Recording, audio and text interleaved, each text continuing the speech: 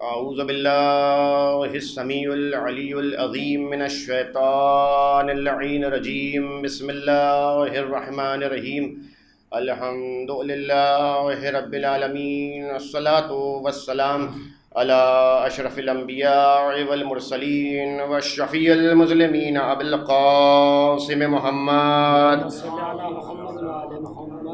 وعلى أهل بيته الطيبين الطاهرين المعصومين المظلومين من يومنا هذا إلى قيام يوم الدين أما بعد فقد قال الله سبحانه تبارك وتعالى ومحكم كتابه المجيد وفرقان الحميد وقول الحق بسم الله الرحمن الرحيم إن الدين عند الله الإسلام صلوات بھیجیے محمد وآل محمد. برادران ایمانی، محبان آل محمد، بزرگان ملت، دوستداران غالب کل غالب، مطلوب کل طالب، امیر المومنین حضرت علی ابن ابی طالب علیہ السلام. جس آیے کریمہ کو اپنی تقریر کا عنوان سخن قرار دیا، اس میں خالق کون و مکان، خالق ارض و سما، ایک کتا گندیدہ سے پیکر انسانی کو خلق کرنے والا، بادشاہ کو فقیر اور فقیر کو تخت مملکت پر پہنچانے والا، دن کو رات اور رات کو دن کے اجالوں میں تبدیل کر دینے والا، اپنی زبان بے زبانی میں یہ ارشاد فرما رہا ہے کہ ان الدین عند اللہ الاسلام، یعنی اللہ کے نزدیک سب سے اچھا دین، سب سے پسندیدہ دین دین اسلام ہے. برادران ایمانی، محبان آل محمد، یقیناً یہ بات اور ہے کہ لوگ دین اسلام کو دہشت گردی کا مذہب کہنے لگیں، لیکن اللہ کے نزدیک سب سے اچھا دین دین اسلام ہے.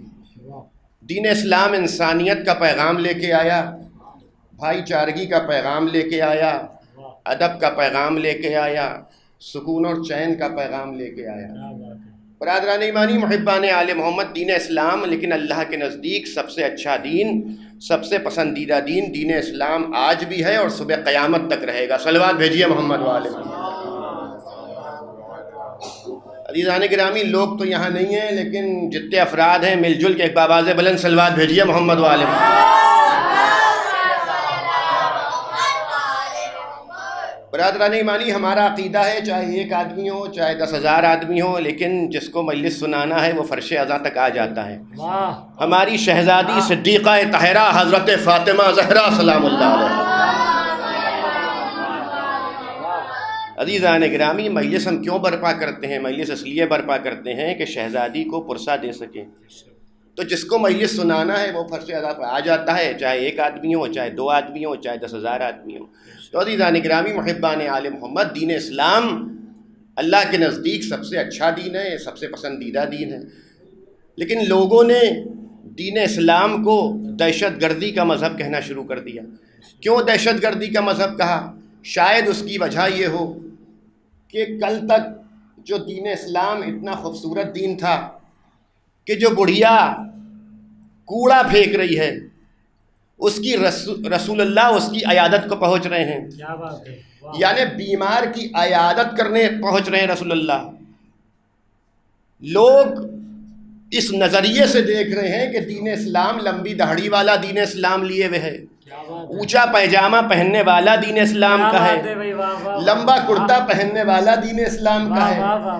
دین اسلام کو دہشت گردی کا مذہب قرار دیا گیا. دین اسلام کو کیوں نہیں؟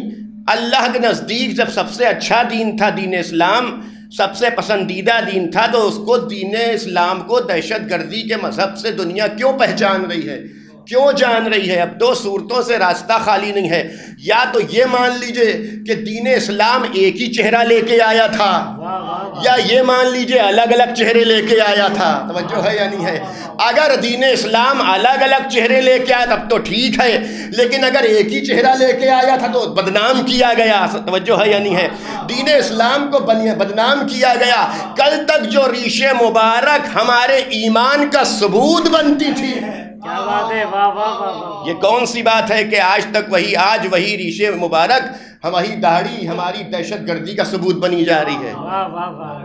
ایسی کیا بات ہو گئی، ایسی کیا گناہ ہو گیا لیکن عزیزان گرامی محبان آل محمد، دین اسلام بڑا مظلوم مذہب ہے۔ اللہ کی طرف سے دین اسلام تو بھائی چارگی کا پیغام لے کے آیا، اللہ کی طرف سے دین اسلام سکون و چین کا پیغام لے کے آیا، اللہ کی طرف سے دین اسلام امن کا پیغام لے کے آیا۔ اس کا مطلب یہ ہے کہ دین اسلام کو دہشت گردی کا مذہب اس لیے پہچانا گیا کہ شاید اس کی وجہ یہ ہو کہ کچھ چہرے دہشت گردی والے ایسے اسلام میں داخل ہو گئے جو خود بھی دہشت گرد تھے، دوسروں کو بھی دہشت گرد بنایا۔ صلوات بھیجیے محمد و آل محمد۔ نعرہ حیدری، آواز بلند تر صلوات۔ صلی اللہ محمد و آل محمد۔ تو عزیزان گرامی محبان آل محمد، ایسا ماحول ہے کہ مائک بند ہیں لیکن آواز جہاں تک جانا ہے وہاں تک جائے گی، اور جہاں تک دلوں کے راز ہلائے جائیں گے وہاں تک جھنجھوڑ کے فرش ادا تک انسان خود بخود آئے گا۔ فاطمہ دلوں کے راز سے واقف ہیں، توجہ ہے یا نہیں ہے؟ تو عزیزان گرامی دہشت گردی کا مذہب بنایا گیا اسلام کو، جبکہ اسلام دہشت گردی کا مذہب نہیں تھا، اسلام امن کا مذہب تھا، اسلام سکون و چین کا مذہب تھا۔ اللہ کہہ رہا ہے کہ ہمارے نزدیک سب سے اچھا دین دین اسلام ہے۔ یہ صحیح اسلام ملے گا کہاں سے؟ ہم جائیں کہاں ڈھونڈنے کے صحیح اسلام؟ ہمارے پاس تو صحیح اسلام ہے نہیں۔ انسان کہہ رہا ہے کہ میرے پاس صحیح اسلام نظر نہیں آ رہا ہے۔ اب کوئی ابھی مسلمان ہونا چاہتا ہے لیکن وہ کدھر جائے؟ اس کے پاس صحیح اسلام اسے مل نہیں رہا ہے۔ اب جائے تو کدھر جائے؟ سب اپنی اپنی خیموں میں بیٹھے ہوئے ہیں، کوئی تو بدعت کا خیمے میں بیٹھا ہوا ہے، کوئی ایمان کے خیمے میں بیٹھا ہوا ہے۔ جو بدعت کے خیمے میں بیٹھا ہوا ہے وہ کسی کو ماننے کو تیار نہیں ہے، جو ایمان کے خیمے میں بیٹھا ہوا ہے سر اٹھانے کو تیار نہیں ہے۔ لوگ اپنے اپنے خیموں میں بیٹھے ہوئے ہیں۔ اسلام ضم ہے، یعنی اس میں نیکوکار بھی ہیں، بد کردار بھی ہیں، حاجی بھی ہیں، پاجی بھی ہیں، نمازی بھی ہیں، بے روزدار بھی ہیں، روزہ رکھنے والے بھی ہیں، ہزاروں لوگ کی بھیڑ میں ہر آدمی اپنے اپنے خیمے میں بیٹھا ہوا ہے۔ نیکوکار ایمان کے خیمے میں بیٹھا ہوا ہے، بد کردار جو ہے وہ بدعتوں کے خیمے میں بیٹھا ہوا ہے۔ یہ چیز بدعت ہے، وہ چیز بدعت ہے، وہ چیز بدعت ہے، رونا بدعت ہے۔ جو بدعت کے خیمے میں بیٹھا ہوا ہے کسی کو ماننے کو تیار نہیں ہے۔ جو انسان ایمان کے خیمے میں بیٹھا ہوا ہے وہ دن رات تربیت الہی میں مصروف ہے، سر اٹھانے کو تیار نہیں ہے۔ تو عزیزان گرامی محبان آل محمد، بال کی تعریف انسان کر رہا ہے لیکن آل کو بھولا بیٹھا ہے۔ توجہ ہے یا نہیں ہے؟ ایسا انسان ہو گیا کہ بال کی تو تعریف کر رہا ہے لیکن آل کو بھولا بیٹھا ہے۔ جن نبی کے سرمائے مبارک کی تعریف کر رہا ہے انہی نبی کے نور نظر کو بھول گیا ہے۔ توجہ ہے یا نہیں ہے؟ یعنی انسان ایسا مسلمان بن کے بیٹھا ہے کہ جس حجر اسود کو دن رات بوسے دے رہے ہو، اسی رسول اللہ کے نواسے کو جس نے بار بار رسول کو چوما، جس نے بار بار اپنے لبوں کو چموایا، اس کو ادھر پر ایک بار بھی نہیں آ رہے ہو۔ سب ضم ہیں، کوئی کہہ رہا ہے کہ ہم نبی کے نواسے پہ ماتم کرتے ہیں، کوئی کہہ رہا ہے کہ ہم تو مانتے نہیں، کوئی کہہ رہا ہے بس اللہ کرو، کوئی کہہ رہا ہے بس مولا کرو۔ توجہ ہے یا نہیں ہے؟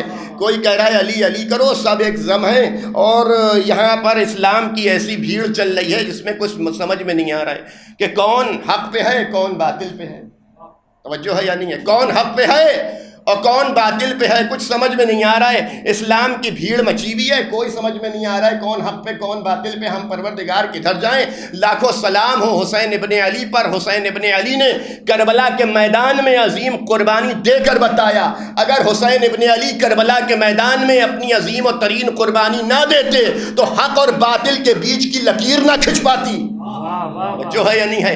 حق اور باطل کے بیچ کی اپنے لہو سے خنجر کی دھار کو موڑ کر حسین نے حق اور باطل میں لکیر کھینچ دی، اور ایسی لکیر کی صبح قیامت تک کے لیے حق کے موتی الگ ہیں اور باطل الگ ہے۔ یعنی اس کا مطلب یہ ہے لاکھوں درود و سلام ہو حسین ابن علی پر، جہاں حاجی بھی ہیں، نمازی بھی ہیں، روزہ دار بھی ہیں، زکوٰۃ دینے والے بھی ہیں، وہاں زناکار بھی ہیں، زناکار بھی ہیں، بد کرداروں کی ہر آدمی اپنے آپ کو مسلمان کہہ رہا ہے۔ ہم مسلمان ہیں، ہم مسلمان ہیں، ہم مسلمان ہیں۔ اگر حسین ابن علی کربلا کے میدان میں اپنی عظیم قربانی نہ پیش کرتے تو کوئی سمجھ بھی نہ پاتا کہ عرب کی سلاح وادیوں میں کوئی نبی آیا تھا جس نے کہا تھا لا الہ الا اللہ فلا پا جاؤ، اللہ اکبر.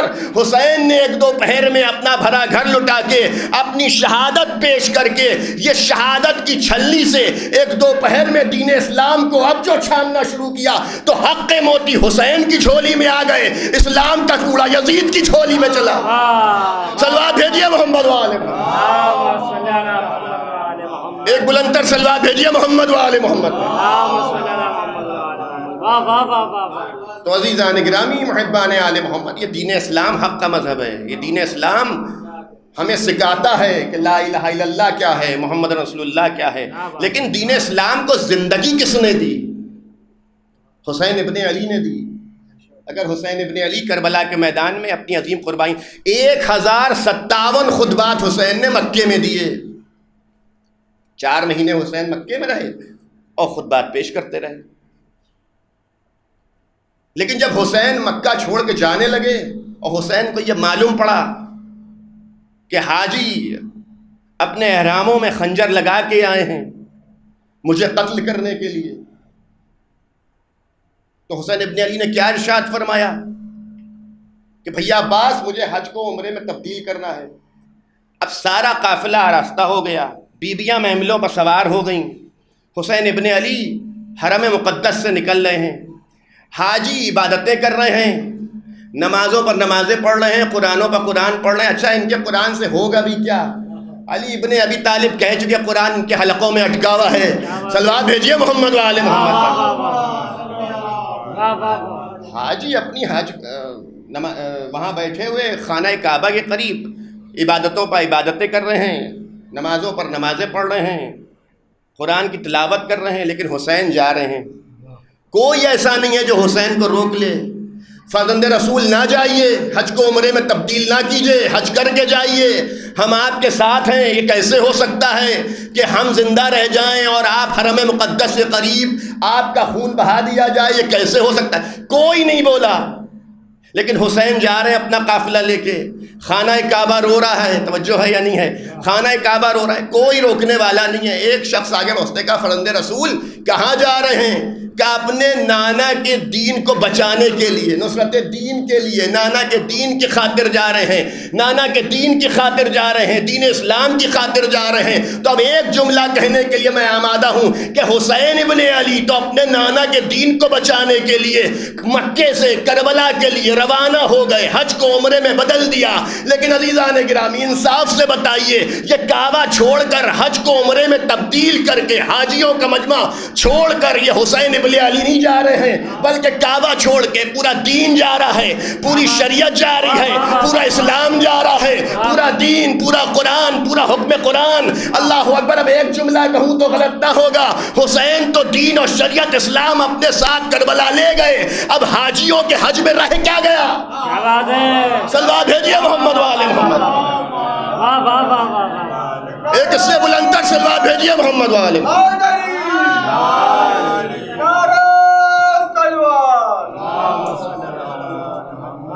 تو عزیزان گرامی محبان آل محمد, حسین یہ نہیں گئے بلکہ حسین پورا دین لے گئے, پوری شریعت لے گئے. علی المال حق والحق ما علی, یہ اسی کا تو بیٹا حسین ہے. آگے آگے حسین جا رہے ہیں, اگر آگے آگے علی جائیں, پیچھے پیچھے حق جائے. اولونا محمد و اوسطونا محمد و آخرونا محمد و کلونا محمد.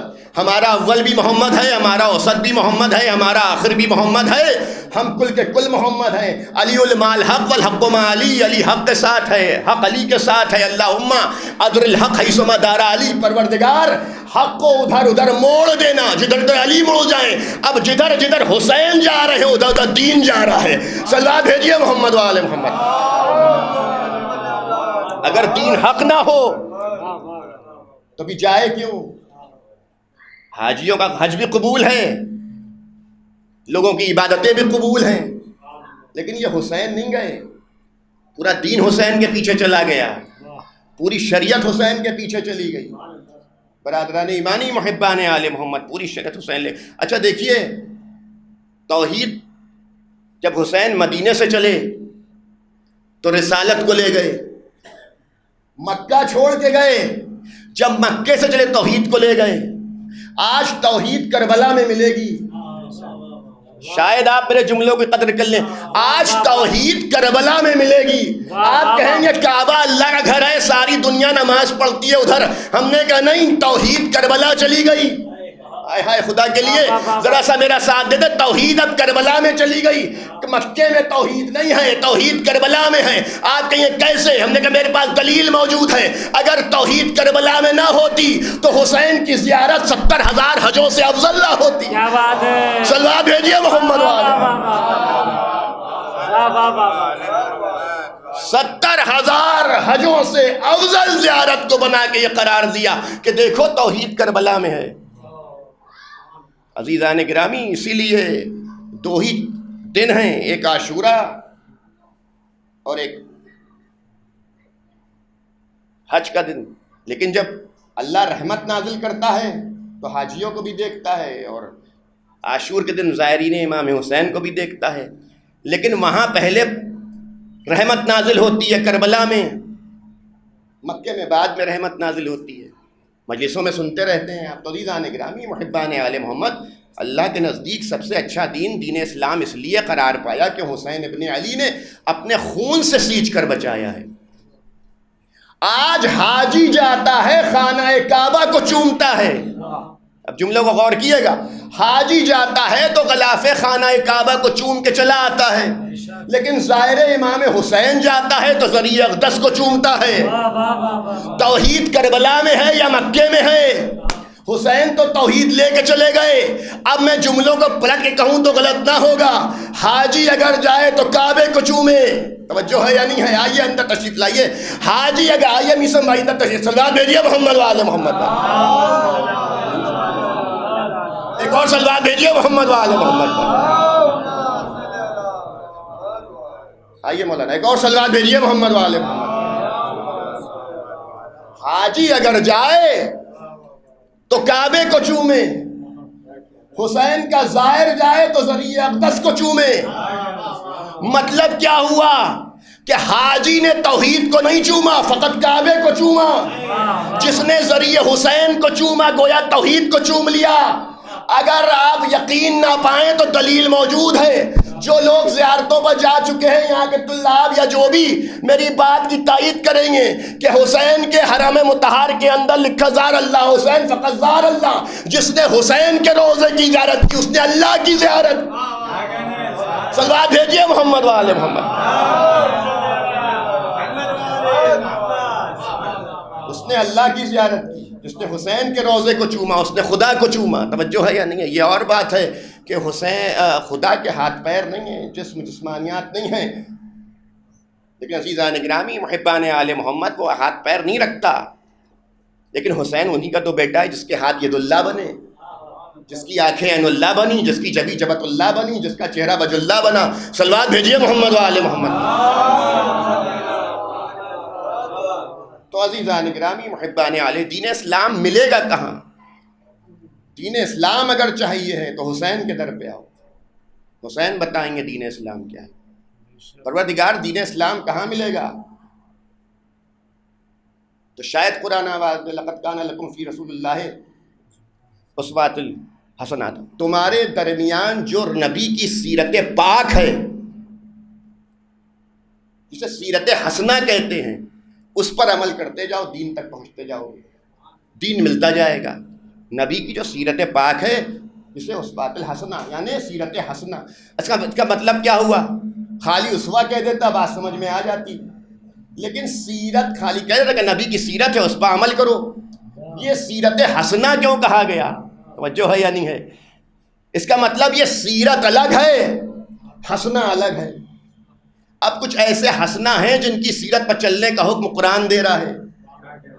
یہ کون سے حسنات ہیں؟ سیرت کہہ دیتا پروردگار کہ نبی کی سیرت پر چلو اور فلاح پا جاؤ. نبی جو تمہارے درمیان نبی ہے اس کی سیرت پر چلو. یہ سیرت حسنہ کیوں کہا گیا ہے کہ نبی کی سیرت حسنہ پر چلو, یعنی سیرت الگ ہے, حسنہ الگ ہے. تو عزیزان گرامی, محبان آل محمد, اگر یہ دونوں الگ الگ نہ ہوتے تو پھر ہمیں یہ حکم نہ دیا جاتا کہ اللہم رب آتنا فی الدنیا حسنۃ وفی الآخرہ کہ پروردگار تو ہمیں ہنسنا عطا کر، دنیا میں بھی عطا کر اور آخرت میں بھی عطا کر۔ پروردگار تو ہمیں ایسا ہنسنا عطا کر دنیا۔ لیکن نماز ہنسنا نہیں ہے، کیونکہ نماز انسان نے پڑھی تو اس کا مطلب یہ ہے کہ وہ دنیا کی چیزیں ہیں۔ روزہ انسان نے رکھا، مرنے کے بعد اس کا ثواب ملے گا۔ حج انسان نے کیا تو مرنے کے بعد اس عمل کا ثواب ملے گا۔ تو پھر یہ کیا کہا جا رہا ہے کہ پروردگار تو ایسا ہنسنا عطا فرما کہ جو دنیا میں بھی ہمارے کام آئے، آخرت میں بھی ہمارے کام آئے، اور دنیا میں بھی ہمیں وہی عطا کر اور آخرت میں بھی ہمیں وہی عطا کر۔ تو نماز کا اگر نماز کو ہنسنا کہا جاتا تو بھی یہ نہ ہوتا کہ دنیا میں بھی عطا کرو آخرت میں بھی عطا کر۔ نماز آخرت میں عطا ہونے کی چیز نہیں ہے، دنیا میں عطا کر۔ زیادہ سے زیادہ ہم نماز پڑھیں، زیادہ سے زیادہ پروردگار کی عبادت کریں، یہی تو ہوتا ہے۔ زیادہ سے زیادہ پروردگار تو، لوگ یہی تو دعا کرتے ہیں، پروردگار تو ہمیں زیادہ سے زیادہ قوت دے تاکہ ہم روزے رکھ سکیں۔ کوئی یہ کہتا ہے پروردگار اتنی قوت دے دے کہ آخرت میں روزے رکھ سکیں؟ توجہ ہے یا نہیں ہے؟ سب یہی کہتے ہیں نا دنیا میں، کیونکہ روزہ، نماز، حج، خم، جتنی بھی چیزیں ہیں فروع دین میں، ان سب کا رزلٹ ملے گا آخرت میں۔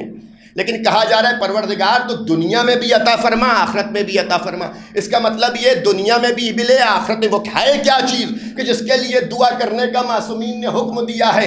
ایک شخص آیا ہمارے اور آپ کے چھٹے امام جعفر صادق علیہ السلام، امام کی بارگاہ میں ایک شخص آیا، اس نے آواز دی، یا نبی اللہ، یا فرزند رسول، اتنا تو بتائیے کہ نیکیاں کیا ہیں اور گناہ کیا ہے؟ اب وہ آیا، بیٹھا ہوا ہے اپنا کاغذ و قلم لیے ہوئے کہ شاید فرزند رسول بتائیں گے کہ یہ گناہ ہے، یہ گناہ ہے، یہ نیکی ہے، یہ نیکی ہے، یہ نیکی ہے، نماز پڑھنا نیکی ہے اور نماز سے دور بھاگنا گناہ ہے، نماز کو قضا کر دینا گناہ ہے، روزہ رکھنا نیکی ہے، روزہ ماہ رمضان میں چھوڑ دینا گناہ ہے، داڑھی رکھنا نیکی ہے، داڑھی منڈا لینا گناہ ہے، اور ہزاروں باتیں فرزند رسول بتائیں گے۔ اور ایک مرتبہ جب وہ فہرست لے کے بیٹھا، نبی کریم کے بیٹے نے، فرزند رسول نے ایک مرتبہ آواز دی کہ تو کاغذ رکھ دے، قلم رکھ دے۔ جیسے ہی کاغذ اور قلم رکھا، تھر تھر تھر تھر کانپنے لگا۔ پروردگار یہ کیا بات ہے یا فرزند رسول، کوئی غلطی ہو گئی، کوئی گناہ ہو گیا؟ کہا نہیں، تو نے یاد رکھنا، بس اتنی بات یاد رکھنا، کوئی گناہ نہیں کیا، بس اتنی بات یاد رکھنا، ہمارے جد علی ابن ابی طالب کی ولایت نیکی ہے، ان سے دشمنی گناہ ہے۔ صلوات بھیجیے محمد والے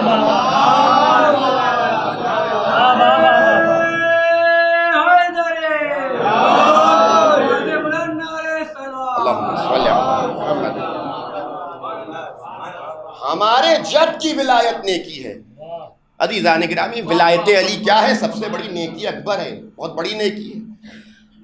ولایت امیر المومنین، غالب کل غالب، مطلوب کل طالب، امیر المومنین حضرت علی ابن ابی طالب علیہ السلام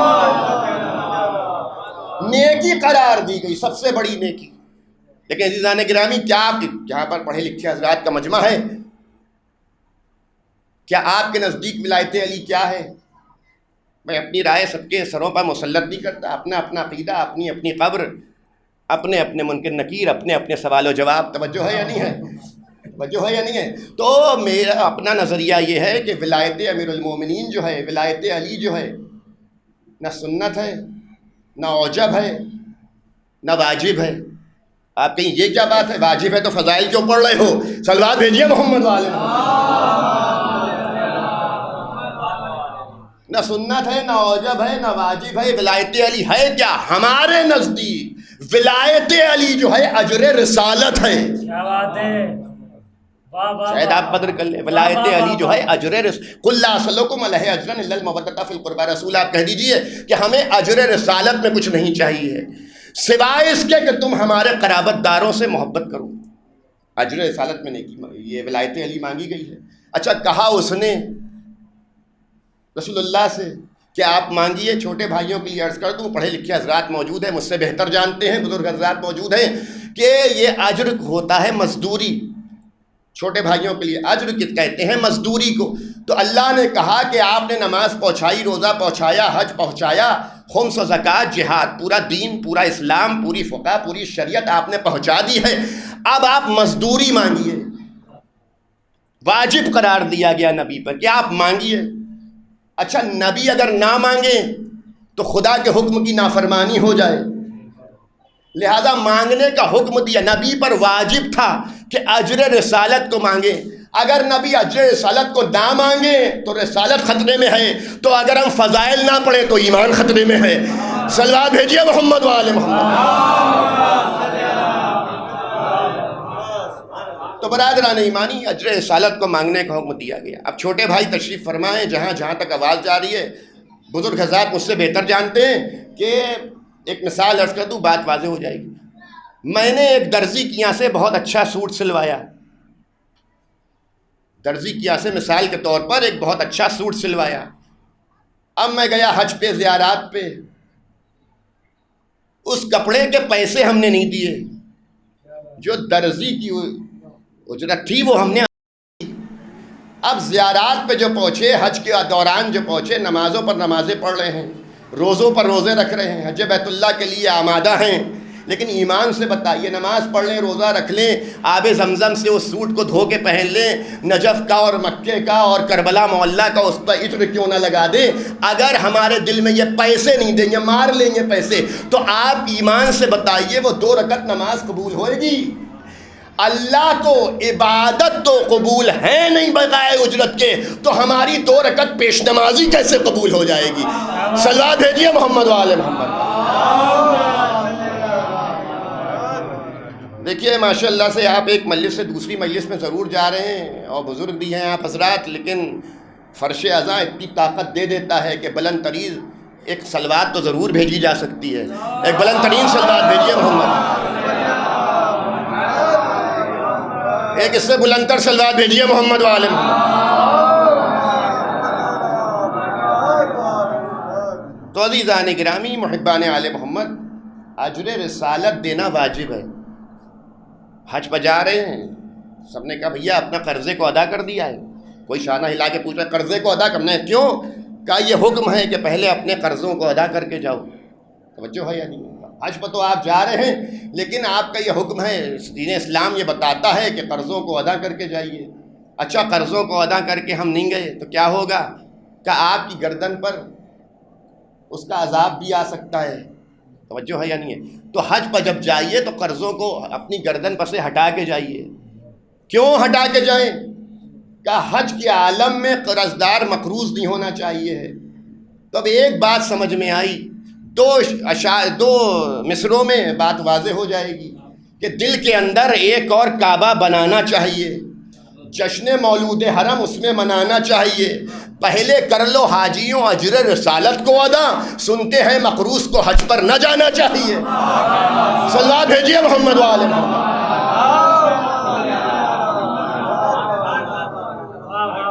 تو یہ جب تک کہ اجر رسالت ادا نہ ہو، نبی کو کہا گیا کہ اجر رسالت میں ولایت علی کا معاملہ ہے. ایسی بات نہیں ہے کہ ولایت علی سے ہٹ کے، نہیں، ولایت علی کا معاملہ ہے. آج اجر رسالت کو مانگیے. اچھا عزیزان گرامی، نبی نے اجر رسالت کو مانگ لیا، لیکن جو آج کل کے دور میں اگر کوئی دیکھے کہ داڑھی اتنی بڑی ہے، نبی نے تو اجر رسالت مانگ لیا، دین پہنچا دیا، لیکن نبی کے دین کو پہنچانے کا فائدہ کیا ہوا؟ نبی کے دین اس وقت کے انسان کا ظرف سب کچھ ہوتا ہے. نبی نے تو اپنا کام تمام کر دیا، دین اسلام پہنچا دیا. قرآن بھی کہہ رہا ہے کہ اگر آج یہ نہ پہنچایا تو کچھ نہ پہنچایا. غدیر کا اعلان بھی ہو گیا، لیکن نبی کے دین مکمل ہو گیا، اللہ راضی ہو گیا. لیکن اپنے اپنے ظرف کا معاملہ ہے. جو ولایت علی کو ظرف قبول کر لے، کچھ ایسے ظرف ہیں جو قبول آج تک نہیں کیے ہوئے. اب کوئی ایسا آ جائے مسلمان ہونے کے لیے کہ جو مسلمان ہونا تو چاہتا ہے، مسلمان تو ہونا چاہتا ہے، مگر وہ اس کے صحیح اس کو در نہیں مل رہا ہے. کہ در کون سا چلا، کہیں غلط در پہ چلا جائے، کسی تہراہے پہ بھٹک جائے تو اس کی زندگی خراب ہو جائے، آخرت خراب ہو جائے. اب دین اسلام ملے گا تو کہاں ملے گا؟ تو شاید آواز آئے کہ اگر دین اسلام تمہیں چاہیے ہے تو اول دور میں آ جاؤ، نبی کے دور میں آ جاؤ. آواز قدرت آ رہی ہے کہ وانذر عشیرۃ الاقربین، قرابت داروں کو دعوت پر بلائیے. دعوت کا انتظام کیجئے، قرابت داروں کو دعوت پہ بلائیے۔ اچھا نبی پہاڑی سے اترے اور کیا دیکھا؟ دامن میں جیسی نبی اتر رہے ہیں، ایک مرتبہ کیا دیکھا؟ دھیرے دھیرے چھوٹا سا بچہ دوڑتا ہوا نبی قریب آ رہا ہے۔ کہا بھائی علی جاؤ، آیت آئی ہے، قرابت داروں کو دعوت پہ بلائیے، دعوت کا انتظام کیجئے۔ اچھا گھر میں بڑے بڑے لوگ بھی ہوتے ہیں، اگر کوئی بچہ غلط حرکت کرے تو بزرگ اسے ٹوک دیتے ہیں۔ گھر نبی کا گھر تھا، ایسا نہیں ہے خالی نبی کریم وہاں ہو، سید البتا بھی تھے، سرکار ابو طالب بھی تھے، جناب عبد المطلب بھی تھے، حمزہ بھی تھے، ایسے ایسے جلیل القدر لوگ، ان کے سامنے جا کے دوڑ دوڑ کے علی دعوت کا انتظام کر رہے ہیں۔ کوئی تو روک لیتا کہ میرے لال کر کیا رہے ہو، کافروں کا گھر ہے یہ، یہاں اسلام کی دعوت نہیں ہو سکتی، لیکن کسی نے نہ روکا۔ کسی کا نہ روکنا یہ بتاتا ہے کہ سب اسلام کی دعوت پر راضی تھے۔ اب دعوت اسلام کی ہو رہی ہے، گھر ابو طالب کا ہے، دعوت اسلام کی ہو رہی ہے، روٹیاں ابو طالب کی ہیں، دعوت اسلام کی ہو رہی ہے، حجرہ ابو طالب کا ہے، دعوت اسلام کی ہو رہی ہے، سایہ ابو طالب کا ہے، دعوت اسلام کی ہو رہی ہے، عرش ابو طالب کا ہے، دعوت اسلام کی ہو رہی ہے، فرش ابو طالب کا ہے، دعوت اسلام کی ہو رہی ہے، دسترخوان ابو طالب کا بچھا ہے، دعوت اسلام کی ہو رہی ہے، روٹیاں ابو طالب کی ہیں، دعوت اسلام کی ہو رہی ہے، نمک ابو طالب کا کھایا جا رہا ہے، دعوت اسلام کی ہو رہی ہے، اسلام کا پہلا اجتماع ابو طالب کے گھر میں ہو رہا ہے، دعوت اسلام کی ہو رہی ہے، پیغام اسلام کا ہے، پہلا لنگر ابو طالب کے گھر میں بٹ رہا ہے۔ جملہ دے رہا ہوں، یعنی صبح قیامت تک کے لیے رسول اللہ نے یہ پیغام پہنچا دیا کہ کہیں بھی مجلس اذان ہو، لنگر بٹے، سمجھنا وہ بھی ابو طالب کا گھر تھا، یہ بھی ابو طالب کا۔ صلوات بھیجیے محمد وآل محمد۔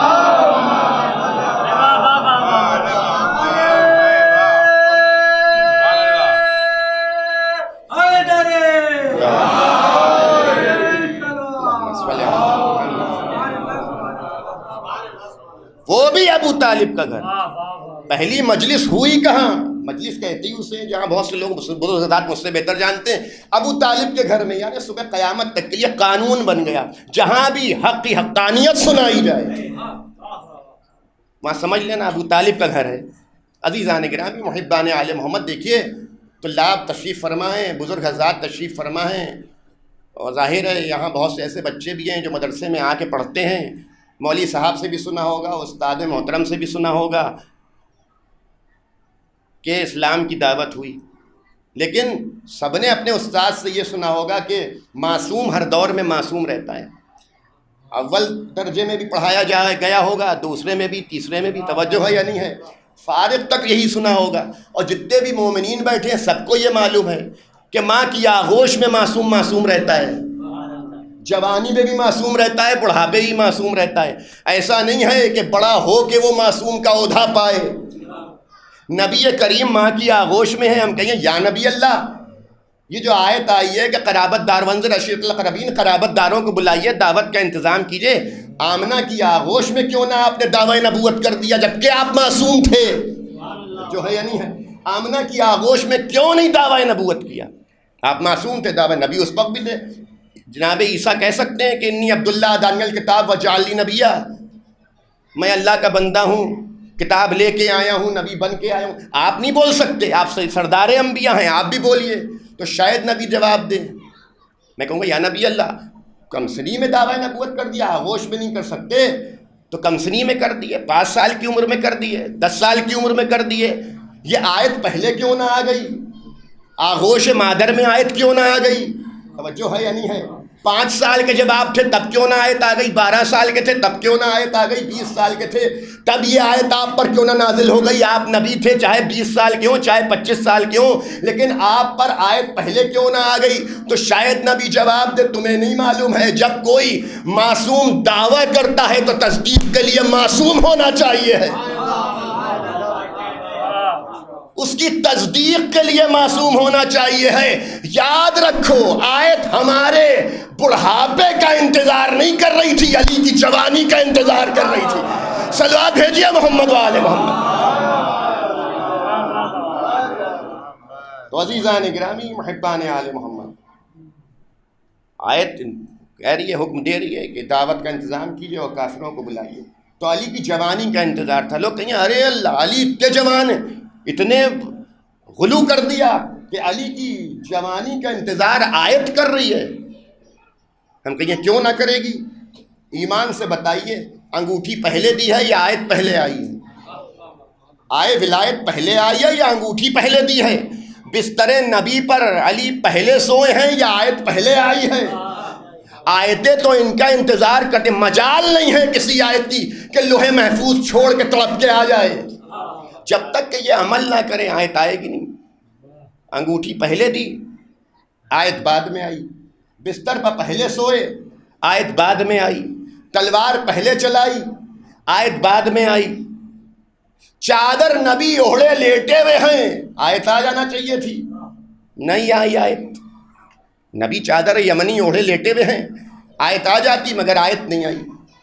چادر یمنی کے نیچے علی بھی آ گئے، تب بھی آیت نہیں آئی۔ توجہ ہے یا نہیں ہے؟ چادر یمنی کے نیچے رسول اللہ ہیں، آیت نہیں آ رہی ہے۔ علی آ گئے، آیت نہیں آئی۔ حسن آ گئے، آیت نہیں آئی۔ حسین آ گئے، آیت نہیں آئی۔ ادھر جیسے ہی بی بی زہرا چادر یمنی کے نیچے آئیں، تڑپ کے روح محفوظ نے آیت کو چھوڑ کے بتایا کہ بی بی ہمیں آپ کا انتظار ہے۔ یعنی آیتیں ان کا انتظار کرتی ہیں، جب تک کہ یہ آئیں نا تب تک آیتیں نہیں آتی۔ آیت نے چھوڑ کے بتایا کہ بی بی 4 نفوس تو آ گئے، لیکن اگر آپ نہ آئے تو آیت نہیں آئے گی۔ آیت اٹھیر کس وقت آئی؟ جب بی بی چادر یمنی میں آ چکی۔ اچھا نبی اللہ سے ہم کہیں یا نبی اللہ آپ دعویٰ کریے، تو شاید نبی جواب دیں کہ نہیں، دعویٰ نہیں ہو سکتا۔ اس لیے نہیں ہو سکتا دعویٰ نبوت کہ کوئی معصوم نہیں ہے۔ اگر کوئی معصوم ہو جو میری بات کی تصدیق کرے تب تو ہم دعویٰ نبوت کریں۔ ہم نے تو جتنے بھی نبی آ کے گزر گئے سب کی تصدیق کی کہ آدم بھی نبی، نوح بھی نبی، ابراہیم بھی نبی، عیسیٰ، موسیٰ، یحییٰ، زکریا، شیس، داؤد، خضر، سلیمان، سب کی تصدیق ہم نے کی۔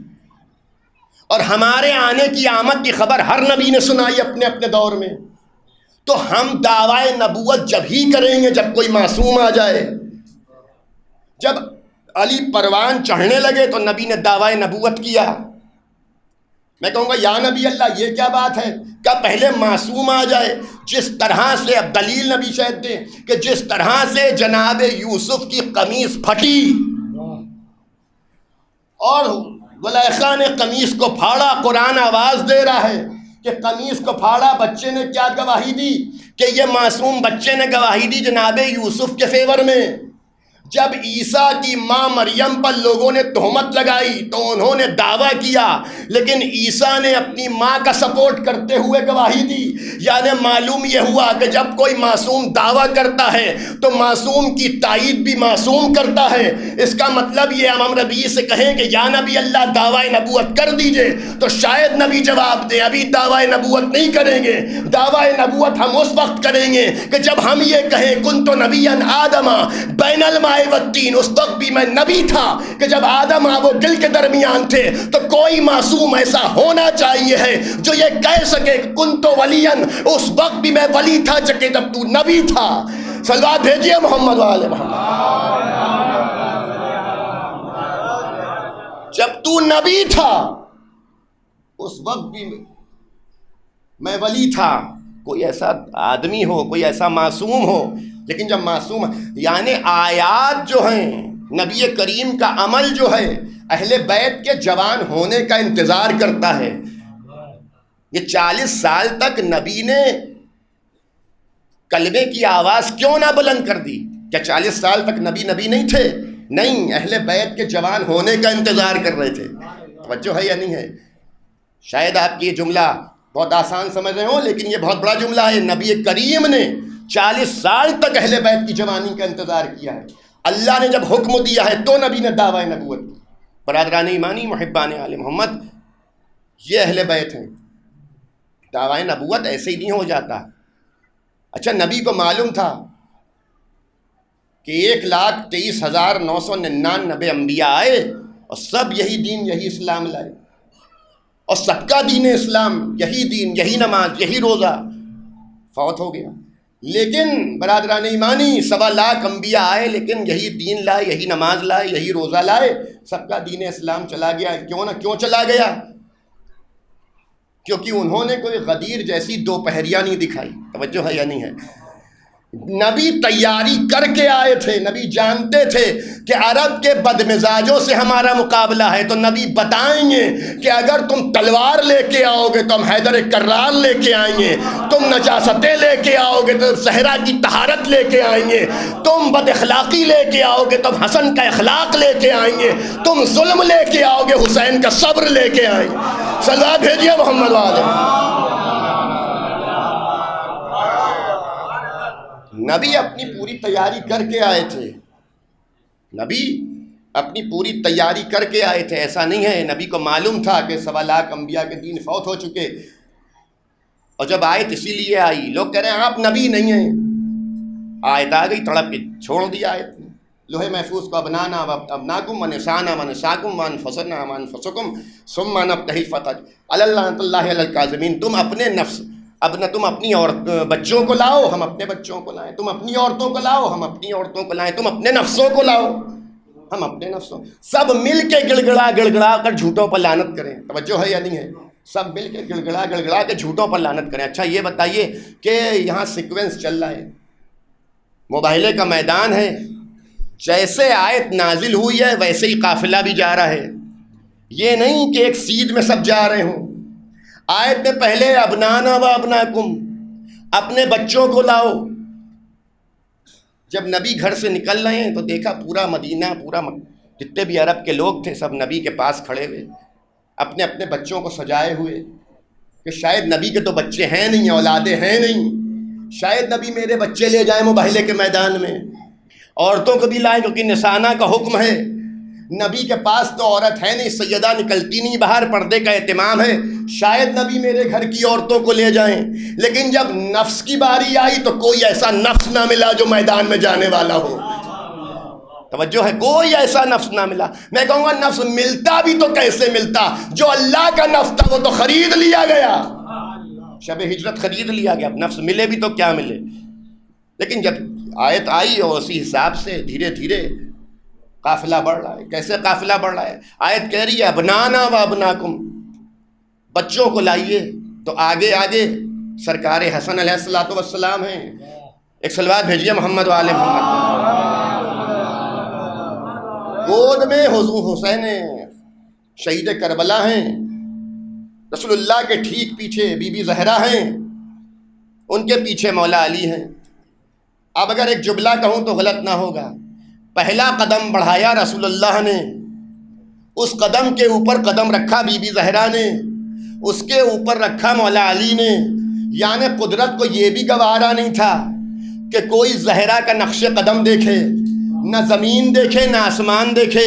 اس موقع پر میرے والد مرحوم مولانا مرزا محمد عالم صاحب قبلہ ایک خوبصورت جملہ کہہ گئے، یہ مباہلے کے میدان میں آگے آگے رسول اللہ نہیں جا رہے ہیں، یہ مباہلے کے میدان میں ان کے پیچھے ان کی بیٹی بی بی زہرا نہیں جا رہی ہیں، یہ مباہلے کے میدان میں بی بی زہرا کے پیچھے مولا علی نہیں جا رہے ہیں، بلکہ مباہلے کے میدان کو اگر دیکھیں میرے والد مرحوم مولانا مرزا محمد عالم صاحب قبلہ فرماتے ہیں کہ اگر مباہلے کے میدان کو دیکھیے اور بی بی زہرا کو دیکھیے تو مرکز ہے مباہلے کے میدان میں بی بی زہرا، رسول اللہ کے پیچھے بی بی زہرا، مولا علی کے آگے بی بی زہرا۔ یعنی اللہ نے بتایا کہ زہرا اسے کہتے ہیں جو رسالت کی پشت پناہی کرتی ہے، امامت کی رہنمائی کرتی ہے۔ صلوات بھیجیے محمد والے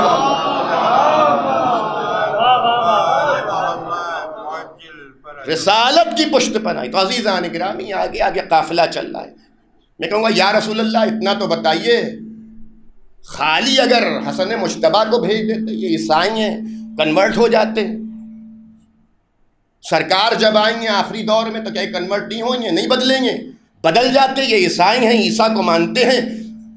خالی حسن مجتبیٰ کو مباہلے کے میدان میں بھیج دیتے تو یہ بدل، حسین شہید کربلا کو بھیج دیتے تب بھی یہ دین اسلام قبول کر لیتے۔ اگر آپ خالی مولا علی کو بھیج دے تب بھی یہ دین اسلام، پنجے تن کو کیوں لے گئے؟ تو شاید نبی جواب دیں یہ عیسیٰ کو مانتے ہیں، یہ اسلام کا ماضی مانتے ہیں، مباہلے میں پنجے تن کو لا کر اسلام کا مستقبل دکھا رہا ہوں۔ صلوات بھیجیے محمد وآل محمد۔ کہ زمانے والوں دیکھ لو اسلام کا مستقبل کیا ہے۔ بس عزیزان گرامی زحمت تمام ہے، 2-3 باتیں اور زمانے والوں دیکھو لوگ کہہ رہے ہیں جناب رسول اللہ پنجے تن کو بی بی زہرا کو اس لیے لے کے گئے تھے میدان مباہلہ میں کہ عیسائیوں نے کہا تھا آپ نبی نہیں ہیں. بی بی زہرا کو اس لیے لے کے گئے کہ نبی کو اپنی نبوت بچانا تھی. یہ الزام لگا رسول اللہ کی رسالت پہ. دیکھیے دو ہی طریقے سے لڑا جا سکتا ہے، یا مباہلہ ہو یا مقابلہ ہو. مقابلے میں ہمیشہ تلوار کھینچی جاتی ہے، مباہلے میں اخلاق پیش کیا جاتا ہے. توجہ ہے یا نہیں ہے؟ مباہلے میں تلوار کھینچی جاتی ہے اور مقابلے میں تلوار ہوتی ہے، مباہلے میں کردار ہوتا ہے، اخلاق ہوتا ہے. اگر نبی کریم کو مباہلے کے میدان میں تلوار چلانا ہوتی تو علی کو سب سے پیچھے نہ رکھتے، سب سے آگے سرکار حسن کو رکھ کے بتایا کہ دیکھو ہمیں تلوار نہیں چلانا ہے، ہمیں مقابلہ نہیں کرنا ہے، ہمیں مباہلہ کرنا ہے. لوگ کل کو زمانہ آئے گا، بڑے بڑے متفنی جو ہیں اپنی دہڑیاں ہلا ہلا کر فتوے دیں گے کہ حسن کو جنگ نہیں آتی، حسن کو تلوار چلانا نہیں آتی. ہم زمانے والوں پر یہ واضح کرنا چاہتے ہیں حسن کو سب سے آگے رکھ کے کہ حسن ہمارا جب بھی لڑتا ہے تلوار سے نہیں لڑتا بلکہ کردار سے لڑتا ہے. صلوات بھیجیے محمد والے محمد. ایک اس سے بلندر صلوات بھیجیے محمد والے. حسن کو سب سے آگے کیا. شہزادی جواب دیں گی کہ تم نے مباہلے کی صورت ہی بدل دی. یہ کہے کہ بی بی زہرا کو اس لیے لائے کہ اپنی نبوت بچانا تھی. تم نے مباہلے کی تفسیری بدل دی. مباہلے میں میرا بابا اس لیے گیا کہ زمانہ پہچان لے. پنج تن کو میرا بابا مباہلے میں اس لیے لے کے گیا، میرے بابا کو اپنی نبوت بچانا نہیں تھی بلکہ صبح قیامت تک کے لیے مباہلے میں پنج تن کو لے جا کر یہ قانون بنانا تھا کہ جو محمد کے مقابلے پہ آتا ہے وہ بھی لعنتی ہوتا ہے، جو علی کے مقابلے پہ آتا ہے وہ بھی لعنتی ہوتا ہے، جو زہرا کے مقابلے پہ آتا ہے وہ بھی لعنتی ہوتا ہے، جو حسن کے مقابلے پہ آتا ہے وہ بھی لعنتی ہوتا ہے، جو حسین کے مقابلے پہ آتا ہے وہ بھی لعنتی ہوتا ہے. یہ مباہلے کا میدان نہیں تھا، تبرے کی تفسیر تھی. صلوات بھیجیے محمد والے. عزیزان گرامی محبان آل محمد، یہ مباہلہ نہیں تھا. بی بی زہرا نے کہا تم نے غلط سمجھ لیا کہ ہم اپنے بابا کی نبوت کو بچانے کے لیے مباہلے میں گئے. تم نے مباہلے کو بھی غلط سمجھا، تم نے فدق کو بھی غلط سمجھا. توجہ ہے یا نہیں ہے؟ جس کے ہاتھوں کی دھون ہیرے جواہرات میں تبدیل ہو جائے، اگر ٹھوکر مارے تو زمین خزانوں کو اگل دے، تو اسے فدق کے چند پیڑوں کی کیا پڑی ہے؟ توجہ ہے یا نہیں ہے؟ تم نے مباہلے کو بھی غلط سمجھا، تم نے فدق کو بھی غلط سمجھا. مباہلے کے میدان میں میں اپنے بابا کی نبوت کو بچانے نہیں گئی تھی بلکہ جھوٹے پر لعنت کرنے گئی تھی. فدق کے میدان میں، فدق کے دربار میں میں فدق مانگنے نہیں گئی تھی بلکہ جھوٹے پر لعنت کرنے گئی تھی. صلوات بھیجیے محمد والے محمد. یہ بی بی زہرا بتائیں گی کہ دیکھو صبح قیامت تک کے لیے فدق کو بھی سمجھو، مباہلے کو بھی سمجھو. میں کہوں گا یا بی بی زہرا آپ دربار گئی کیوں؟ آپ کے ہاتھوں کی دھون تو ہیرے جواہرات میں تبدیل ہو جائے. بی بی زہرا آپ دربار کیوں گئی؟ زمین پر ٹھوکر ماریے، ابھی زمین خزانوں کو الٹ دے، ابھی آپ آسمان کو اشارہ کیے ہیرے جواہرات کی بارش ہو جائے. آپ کے ہاتھوں میں امر الہی ہے، آپ دربار کیوں گئی باغ فدق کو؟ تو شاید بی بی جواب دے میں دربار باغ فدق کو مانگنے نہیں گئی تھی بلکہ صدیقیت کو چیلنج کرنے گئی تھی. اس نے صدیق ہونے کا دعویٰ کیا ہے تو میں بتانے گئی تھی کہ آیتیں میرے گھر میں نازل ہوئیں، قرآن میری آنگن میں اترا ہے، شریعت میرے گھر میں نازل ہوئی. دربار میں جا کے میں نے بتایا کہ میں اپنی صدیقیت کے بارے میں قرآن کی آیتیں لاتی ہوں، تو کوئی روایت لا دے. صلوات بھیجیے محمد والے محمد. جھوٹی روایت کر دے. عزیزان گرامی محبان آل محمد، لوگوں نے فدق کو بدلا، لوگوں نے مباہلے کو بھی بدلا. تو عزیزان گرامی دین اسلام ملے گا کہاں؟ اگر ملے گا تو ابو طالب کی دہڑی پر ملے گا. اس کے علاوہ دین اسلام کہیں نہیں ملے گا. جسے آج لوگ کہہ رہے ہیں سب معاذ اللہ اسلام کے سب سے بڑے کافر ابو طالب، اگر سرکار ابو طالب کافر ہوتے معاذ اللہ تو کبھی اسلام کی دعوت ابو طالب کے گھر میں نہ ہوتی. دلیل میرے پاس موجود ہے، مکے میں تو اور بھی گھر تھے. اسلام کی دعوت کا حکم ہوا تو ابو طالب کی ڈھیڑی پر سرکار کیوں آئے؟ مکے میں تو اور بھی گھر تھے. کتنوں کے ایسے گھر تھے جو نبی کی زوجیت میں آئی ہیں، ان کے مائکوں میں دعوت کر لیتے. توجہ ہے یا نہیں ہے؟ کتنے ایسے تھے، اصحاب تھے. لیکن سرکار ابو طالب کی ڈھیڑی پر نبی کیوں آئے؟ نبی نے سرکار ابو طالب کی ڈھیڑی پہ آ کے بتایا کہ دیکھو اور کوئی گھر ہمیں نہیں زیب دیتا، اگر گھر زیب دیتا ہے تو اپنے چچا کا. ہم کہیں یا رسول اللہ مکے میں گھر کوئی ہو یا نہ ہو لیکن اللہ کا گھر موجود ہے، کعبہ جو 4 دیواری ہے اس کے اندر اسلام کی دعوت کرتے. سارا قبلہ ادھر ہے، ساری دنیا کے لوگ ادھر نماز پڑھ رہے ہیں، ادھر منہ کر کے نماز پڑھتے ہیں، وہ قبلہ ہے. اسلام کی پہلی دعوت وہاں کر لیتے. شاید نبی جواب دے تمہیں نہیں معلوم کہ کعبے میں اس وقت 365 بت رکھے ہوئے تھے. یعنی معلوم پڑا کہ اسلام کی پہلی دعوت کعبے میں اس لیے نہ ہو پائی کیونکہ کعبے میں بت تھے. اس کا مطلب یہ ہے نبی کو کوئی گھر ملا تو ابو طالب کا گھر ملا. کعبے میں بھی اسلام کی دعوت نہ ہو پائی کیونکہ کعبے میں بت رکھے ہوئے تھے. اب ایک جملہ کہوں غلط نہ ہوگا کہ اسلام کی پہلی دعوت ابو طالب کے گھر میں اس لیے ہوئی کہ رحمان کے گھر تو بت ملیں گے مگر عمران کے گھر بت نہیں ملے. صلوات بھیجیے محمد و آل محمد. عمران کے گھر بت نہیں تھے، رحمان کے گھر بت تھے، لیکن کعبے میں دعوت نہ ہو پائی. تو عزیزان گرامی، محبان آل محمد، یہ نبی کون ہیں جو 8 سال کی عمر میں یتیم ہو گئے، جنہوں نے پوری شریعت، پورا دین، پورا اسلام، پوری فقہ ہمارے تک پہنچائی. لیکن عزیزان گرامی، محبان آل محمد، پورا دین پہنچانے والے نبی، پوری شریعت پہنچانے والے نبی، پورا اسلام پہنچانے والے نبی، لیکن ان نبی کو چلنا کس نے سکھایا؟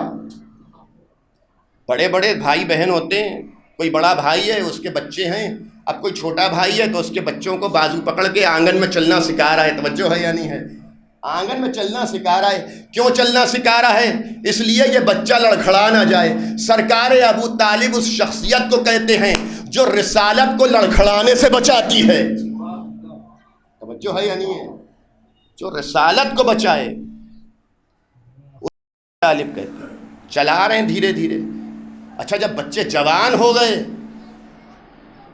تو مکی گلیوں میں سرکار ابو طالب اس طرح سے نکلتے تھے کہ بیچ میں ابو طالب چل رہے ہیں، ایک طرف مولا علی چل رہے ہیں، ایک طرف رسول اللہ چل رہے ہیں، ایک طرف رسالت ہے، ایک طرف امامت ہے. اور خوش ہو کے کبھی کبھی سرکار ابو طالب اپنے بھتیجے کی کلائی کو پکڑتے تھے، کبھی اپنے بیٹے کی کلائی کو پکڑتے تھے، کیونکہ دونوں بیٹے اللہ نے پروان چڑھا دیے، برابر کے آ گئے. لوگ اپنی اپنی دکانوں کو بند کر کے یہ منظر دیکھتے تھے کہ ابو طالب مکے کی گلیوں میں جا رہے ہیں، ایک طرف رسالت جا رہی ہے، ایک طرف امامت جا رہی ہے. رسالت نے کیا کیا؟ چاند کو 2 حصوں میں تبدیل کر دیا. امامت نے کیا کیا؟ ڈوبتا ہوا سورج پلٹایا. یہ رسالت اور امامت بھی بڑے کمال کے ہیں. توجہ ہے یا نہیں ہے؟ یعنی ایک چاند کو 2 حصوں میں تبدیل کرتا ہے، ایک ڈوبتا ہوا سورج پلٹاتا ہے. تو اس کا مطلب کیا ہے؟ یہ عصمت اسے کہتے ہیں، چاہے رسالت ہو چاہے امامت ہو. عصمت اسے کہتے ہیں جو شمس الہی کو، نظام الہی کو، امر الہی کو اپنے ہاتھوں سے چلائے.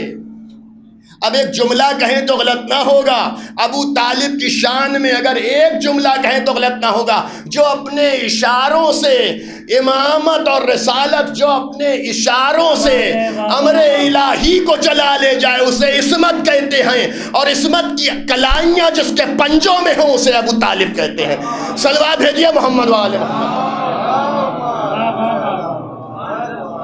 جن کی مٹھیوں میں امر الہی ہو ان کی کلائیاں ابو طالب کی مٹھی میں ہیں، اسے ابو طالب کہتے ہیں. برادران ایمانی، محبان آل محمد، سرکار ابو طالب پر ہمارا لاکھوں سلام ہو.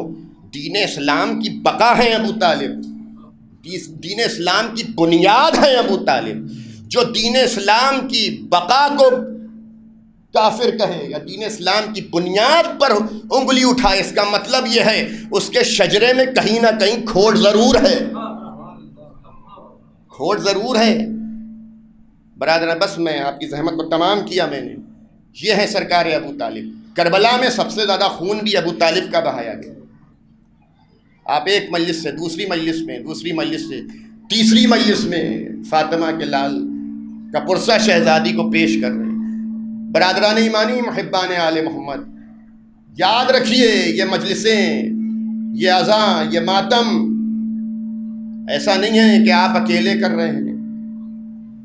جب بھی محرم کا چاند نمودار ہوتا ہے تو ایک بی بی شام کی قبر سے اٹھتی ہے اور وہ بی بی ایک ننھی سی قبر پہ آتی ہے، آواز دیتی ہے سکینہ چلو تمہارے بابا کے ماتم دار اکٹھا ہو گئے۔ اللہ اکبر، آپ مصائب ہو گئے، خدا آپ کو کوئی غم نہ دے سوائے غم امام حسین مظلوم کربلا کے۔ اے بی بی چلو تمہارے بابا کے ماتم دار اکٹھا ہو گئے۔ وہ دونوں بیویاں دمشق چھوڑ کر جنت البقیع کی ایک ٹوٹی ہوئی قبر پہ آتی ہیں اور ٹوٹی ہوئی پسلیوں والی ماں سے کہتی ہیں ماں چلو تمہارے بیٹا حسین کے ماتم دار اکٹھا ہو گئے۔ جب تینوں بیویاں آ کے مجلس میں بیٹھتی ہیں تو سکینہ ایک سوال اپنی پھوپھی سے کرتی ہیں، پھوپھی اماں یہ کون ہے؟ کہا بیٹی تیرے باپ پر رونے والے ہیں۔ ایک مرتبہ سکینہ کہتی ہے پھوپھی اماں اگر یہ رونے والے کربلا میں ہوتے اے پھوپھی اماں تو ہم تماچوں پر تماچے، ہم رخسار میرے نیلے نہ ہوتے، میرے دامن میں آگ نہ لگتی۔ اللہ اکبر، خدا آپ کو کوئی غم نہ دے سوائے غم امام حسین مظلوم کربلا کے۔ ابو بصیر بیٹھا ہوا ہے امام کی خدمت میں۔ ایک مرتبہ امام فرماتے ہیں ابو بصیر تو رویا نہیں؟ کا مولا ایک مرتبہ ابو بصیر کو ایک مرتبہ امام کو ابو بصیر نے اپنا رومال نچوڑ کے دکھایا، آواز دی مولا دیکھیے اتنا رویا کہ میرا رومال بھیگ گیا۔ کہا نہیں ابو بصیر تو سسک کے رویا۔ ابو بصیر ارے اس طرح سے رویا کر کہ جس طرح سے کوئی ماں اپنے جوان بیٹے کے لاشے پر روتی ہے۔ واہ حسینہ، جزاک اللہ، خدا آپ کو کوئی غم نہ دے سوائے غم امام حسین مظلوم کربلا کے۔ واہ حسینہ، واہ علیہ، واہ محمدہ۔ میرے والد مرحوم مولانا مرزا محمد عالم صاحب قبلہ بیان فرماتے تھے کہ امام سجاد کہتے ہیں کہ زینب کے زخموں پر مرہم ہے یہ کہ جب کوئی میرے بابا پر اس طرح سے روتا ہے کہ کوئی جوان کے لاشے پر جیسے کوئی بوڑھا باپ روتا ہو، اس طرح سے آوازوں کو بلند کر کے کہو تو میری زینب پھوپھی اماں کے زخموں پر مرہم لگتا ہے۔ واہ حسینہ، واہ علیہ، واہ محمدہ۔ اللہ اکبر، خدا آپ پر کوئی غم نہ کرے، خدا آپ پر نزول رحمت کرے، خدا آپ کو کوئی غم نہ دے سوائے غم امام حسین مظلوم کربلا کے۔ تاریخ کہتی ہے کہ حمید کہتا ہے ہم نے دیکھا کہ فاطمہ کا لال زخموں سے چور چور تھا، اور ایسے عالم میں فاطمہ کا لال زخموں سے چور چور، ہر زخم سے نکلتا ہوا خون لا الہ الا اللہ کی گواہی دے رہا ہے، اور ایسے عالم میں حسین خیمہ گاہ کے دروازے پہ آئے، آواز دی زینب ام کلثوم تم سب پر حسین کا آخری سلام ہو۔ اللہ اکبر، حسین کی مظلومی کوئی کیا پڑھے کوئی کیا سنے۔ اے میرے زینب ام کلثوم تم سب پر حسین کا آخری سلام۔ زینب تڑپ گئی، بھیا ذرا خیموں میں آ جائیے، لیجئے حسین کی بہنوں نے حسین کے گلے میں باہیں ڈال دی۔ حمید کہتا ہے رن میں دھول بہت اڑ رہی تھی، میں پہچان نہیں پا رہا تھا کہ کیسے خیمے کا پردہ اٹھتا ہے، نہ جانے کیسے خیمے کا پردہ بار بار گرتا ہے۔ میں گھوڑا دوڑاتا ہوا خیام حسینی کے نزدیک پہنچا تو میں نے دیکھا کہ حسین کے چاروں طرف سے بیویاں گھیرے ہوئے ہیں۔ کچھ بیویاں ایسی ہیں جو حسین کے گلے میں باہیں ڈالے ہیں، کچھ حسین کی بہنیں ایسی ہیں جو حسین کے کمر میں باہیں ڈالے ہیں، لیکن ایک بیوی ہے جو بار بار دامن کو پکڑ رہی ہے۔ میں کہوں گا اے حمید یہ حسین کے سینے پر سونے والی سکینہ ہے، آواز دے رہی ہے بابا۔ صبح سے جو گیا ہے بابا واپس نہ آیا، اے بابا مجھے کس پر چھوڑ کے جا رہے ہو، اے بابا نیند آئے گی تو کیسے سوں گی۔ ایک مرتبہ حمید کہتا ہے حسین چلے گئے اور پردہ گر گیا، نہ جانے خیمے میں کیا ہوا۔